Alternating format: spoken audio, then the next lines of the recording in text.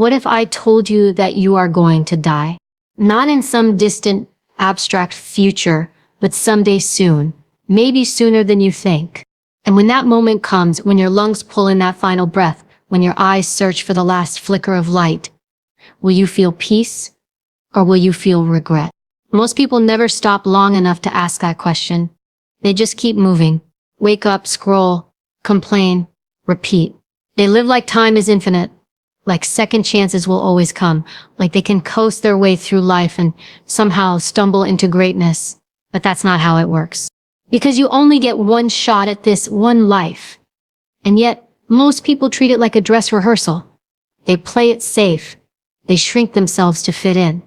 They silence their own potential because comfort feels easier than courage. They settle for average and call it being realistic. But tell me, when did realism become another word for mediocrity? Look around you. The world is full of people waiting for something to happen, waiting for motivation, waiting for the right moment, waiting for permission. But life doesn't wait. The clock is ticking, whether you act or not. And every minute you spend hesitating is a minute you'll never get back. So ask yourself, what are you doing with the one life you've been given? Are you living it, or are you just surviving it? Are you chasing purpose, or are you following routine?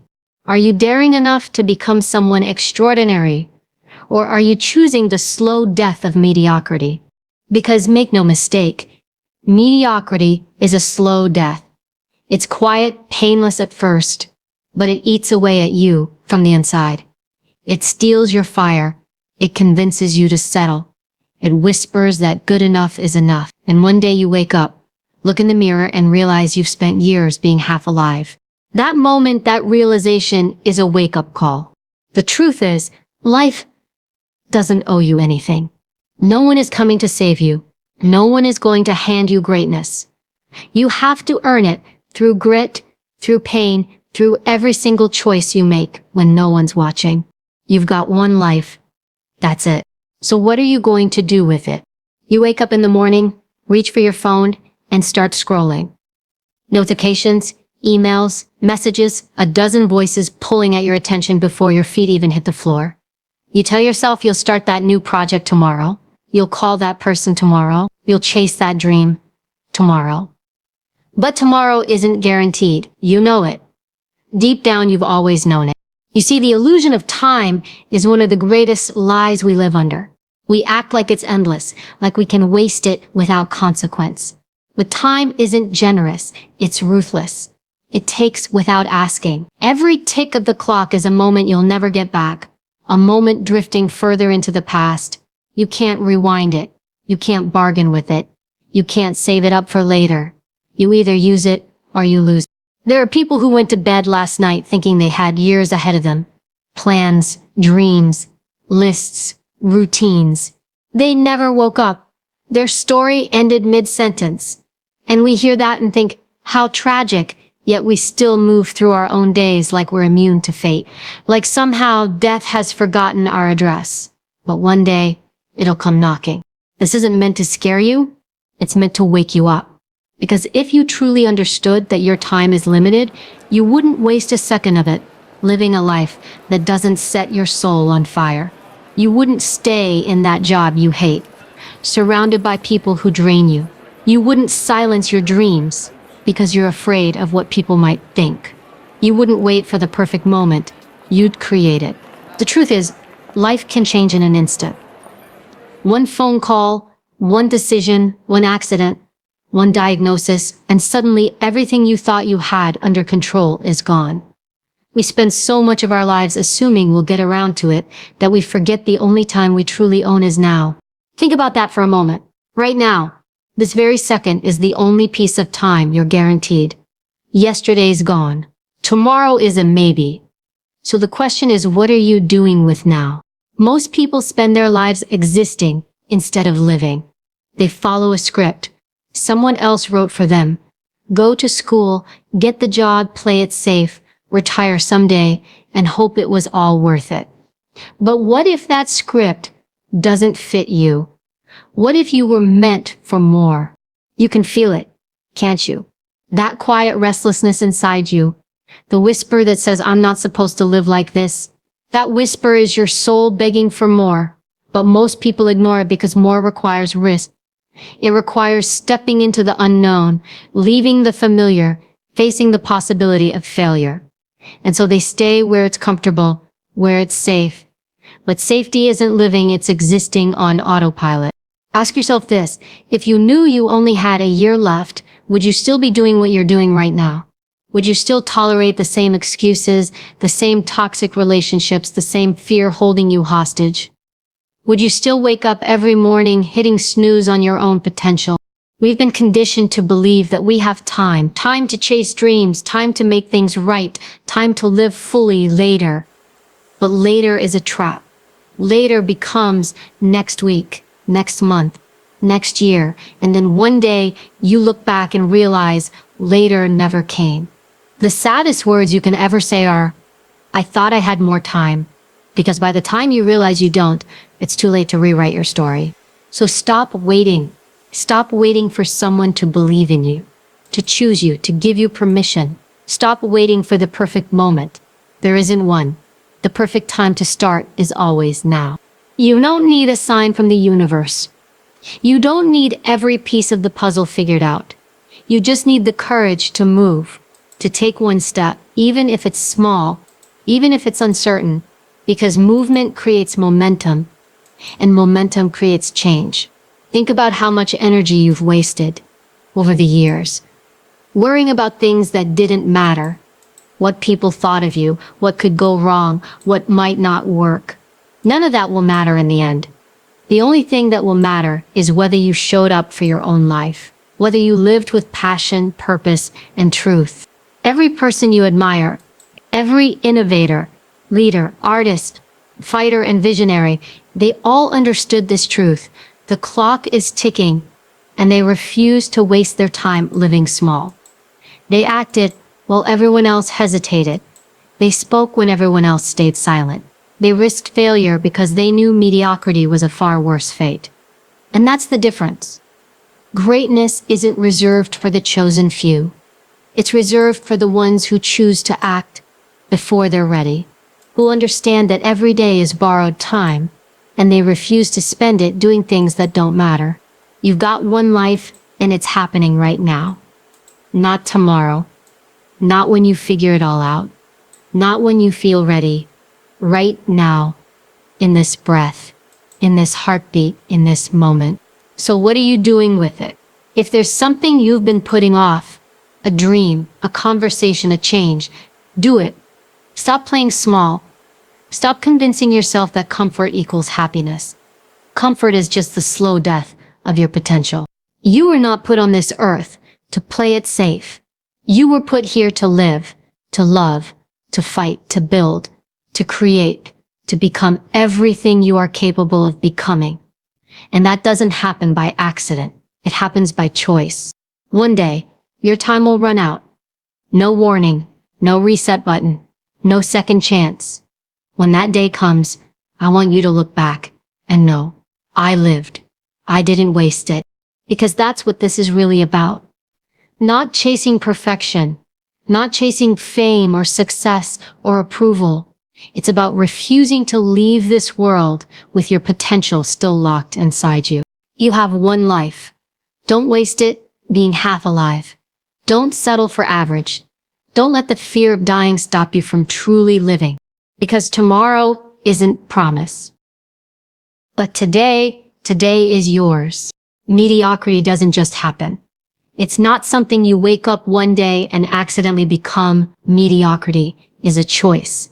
A quiet, consistent decision to stay comfortable, to avoid risk, to settle for good enough. It's the path of least resistance, the road most people take, because it feels safe, predictable, and familiar. But here's the truth no one likes to admit. Safety and growth cannot coexist. If you want to evolve, if you want to rise, you have to step into discomfort. You have to reject the easy road. Mediocrity hides itself well. It doesn't scream or announce its presence. It whispers. It convinces you to wait, to delay, to be practical. It tells you that dreams are for other people. The talented ones, the lucky ones, the chosen ones. It feeds you the lie that you don't have what it takes, that your time has passed, that you're not ready yet. And you start believing it, slowly, without realizing. You stop trying. You stop pushing. You stop demanding more from yourself. You become content with less, and you start calling it peace. But peace and stagnation are not the same thing. Peace is earned through growth. Stagnation is what happens when you stop fighting for your potential. And that's what mediocrity is. Stagnation disguised as comfort. The truth is, no one chooses mediocrity outright. No one says, I want to live an average, forgettable life. But people do it every single day, one small compromise at a time. They trade their ambitions for approval. They trade their authenticity for acceptance. They trade their purpose for paychecks, their passion for predictability. And every time they do, a small part of them dies. Maybe that's what's happening to you. Maybe there's something inside you that once burned, a dream, a vision, a calling, and somewhere along the line, life got loud. The world told you to grow up, to be realistic, to tone it down. So you buried that fire under responsibilities, under routine, under fear. But here's what they don't tell you. That fire doesn't die. It waits. It waits for you to remember who you are. Mediocrity is the death of potential, and potential is what makes you alive. You weren't born to blend in. You weren't designed to live a copy-paste version of someone else's life. Look around. Everything extraordinary you see in the world came from someone who refused to settle, someone who looked at normal and said, not for me. Think about it. Every invention, every breakthrough, every movement that changed humanity, it all started with one person who said, I'm not okay with average.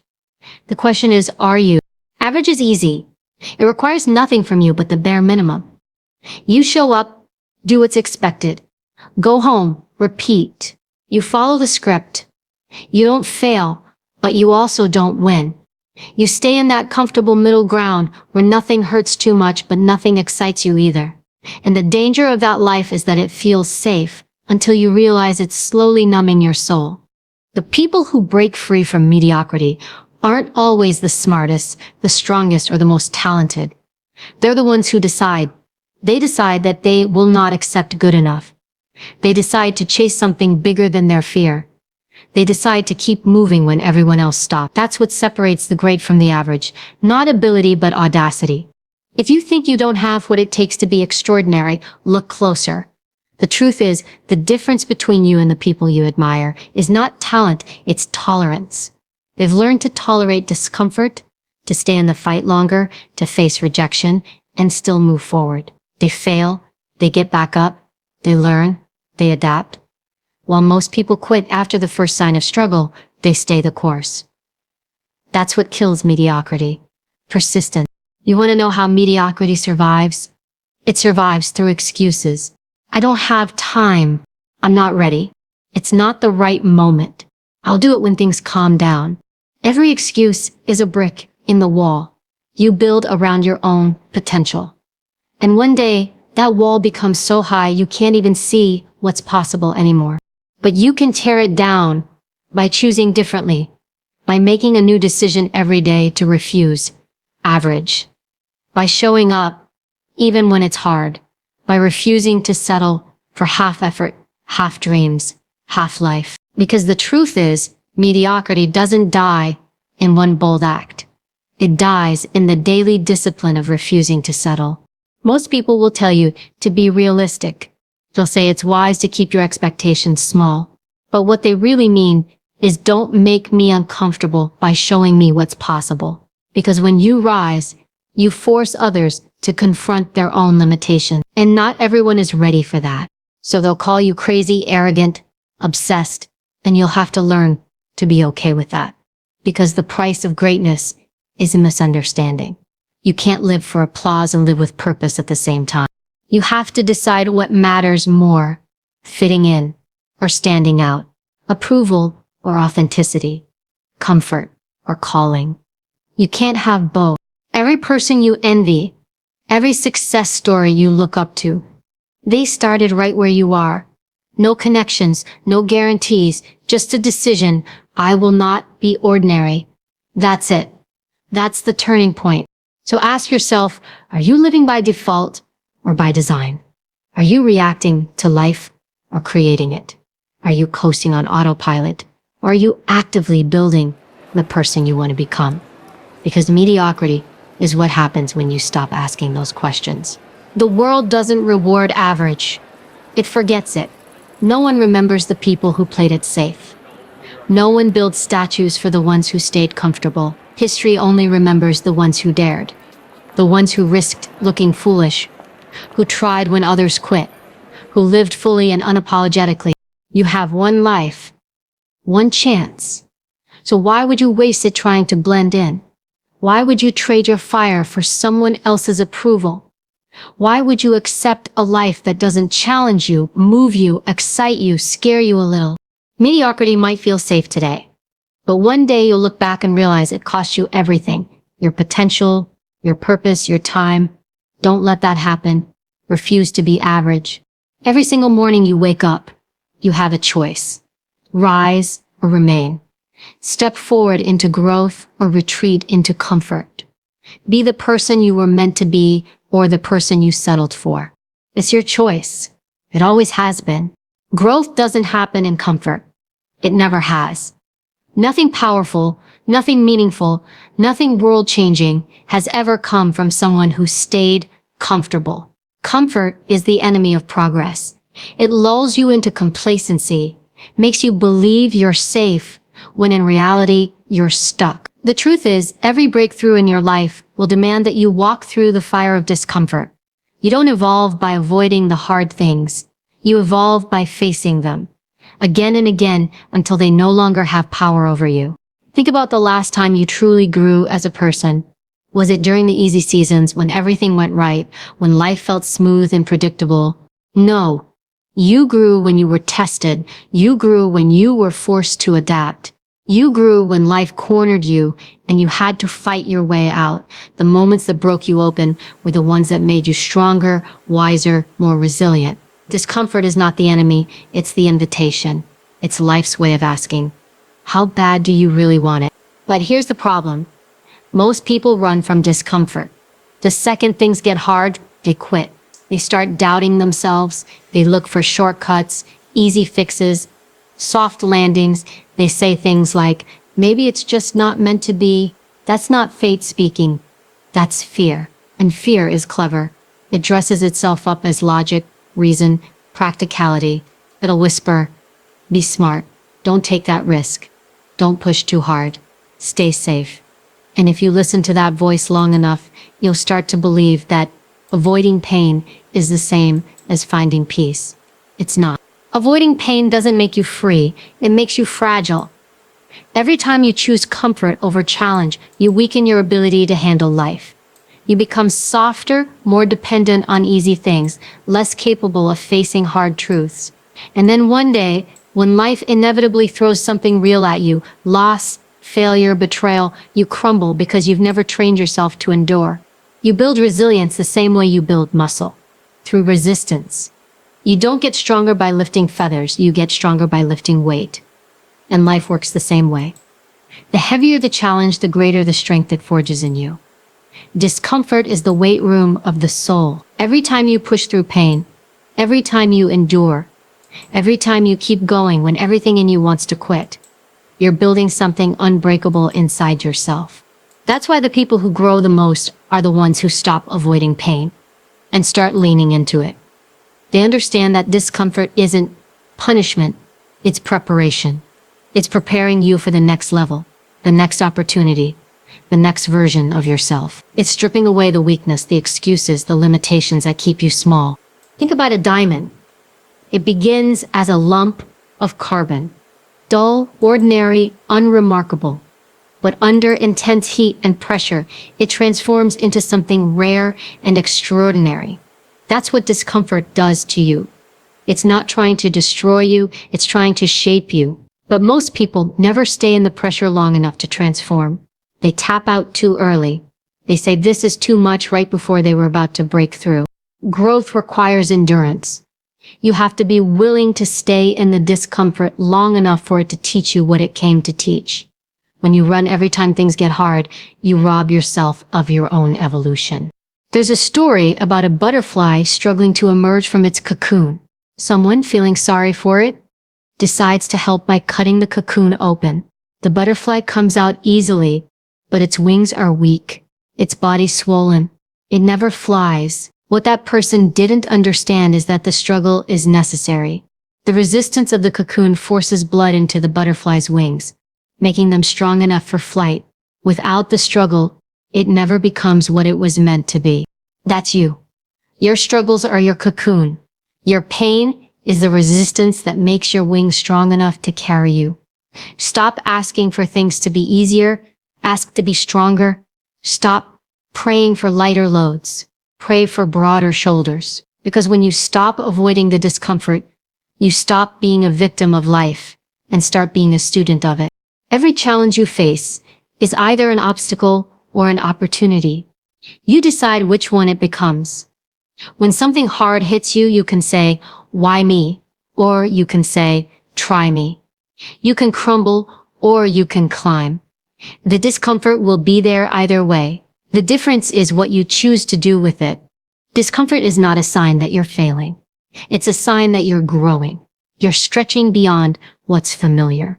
You're stepping into new territory. You're building capacity. And yes, it's hard. Growth always is. But if it were easy, everyone would do it. And if everyone did it, there'd be no greatness. Look at the people who have achieved, the extraordinary athletes, creators, entrepreneurs, warriors, leaders. Every one of them has a story of struggle, of rejection, loss, doubt, and failure. The difference is, they didn't run. They stayed in the discomfort. They understood that the pain was part of the process, that the breakdowns were shaping the breakthroughs, that the storm was building their strength. You can't shortcut growth. You can't hack your way around discomfort.